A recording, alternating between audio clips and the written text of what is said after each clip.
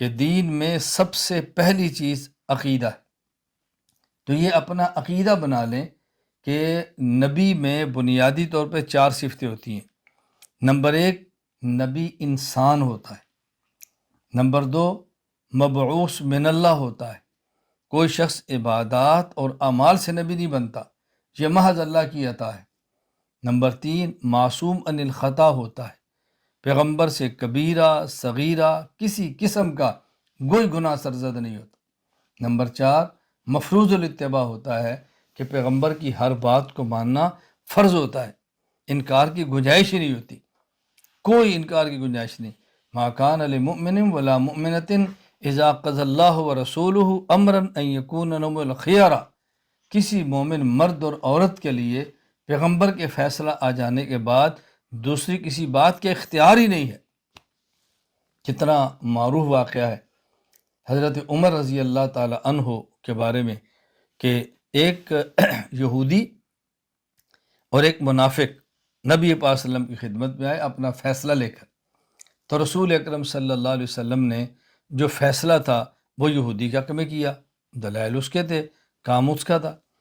تو یہ جو منافق تھا جو اوپر سے کلمہ پڑا ہوا تھا اور یہودی تو کھلا کافر تھا، تو منافق یہ ان میں تھا کہ حضرت عمر جو ہے یہودیوں کو بہت سخت مخالف ہیں تو ہم وہاں چلتے ہیں۔ تو یہ دونوں حضرت عمر کے پاس گئے اور کہا جی ہم اللہ کے نبی کے پاس، ہم آپ کے پاس یہ فیصلہ لے کر آئے ہیں، آپ فیصلہ فرمائیں۔ تو یہودی نے کہا حضرت عمر رضی اللہ تعالیٰ عنہ سے کہ جو فیصلہ ہم آپ کے پاس لائے ہیں نا، ہم پہلے تمہارے نبی کے پاس جا چکے ہیں، تمہارے نبی نے فیصلہ میرے حق میں کیا ہے، اور اس مسلمان نے کہا کہ حضرت عمر کے پاس چلو، چونکہ ظاہری کلمہ پڑا ہوا تھا نا۔ کیسے نے کہا؟ حضرت عمر رضی اللہ تعالیٰ نے پوچھا کہ تم پہلے حضور کے پاس گئے تھے صلی اللہ علیہ وسلم؟ جی۔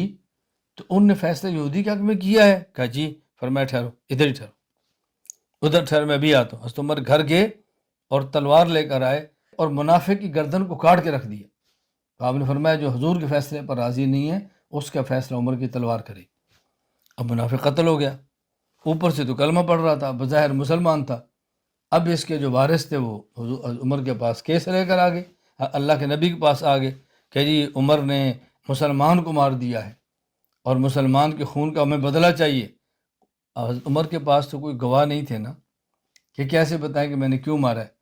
اللہ نے قرآن نازل فرمایا فلا وربک لا یؤمنون حتی یحکموک فیما شجر بینہم، اے پیغمبر میں اپنی ذات کی قسم اٹھا کر یہ بات کہہ رہا ہوں کہ جب تک لوگ آپ کے فیصلوں کو نہ مانیں یہ مومن ہو ہی نہیں سکتے۔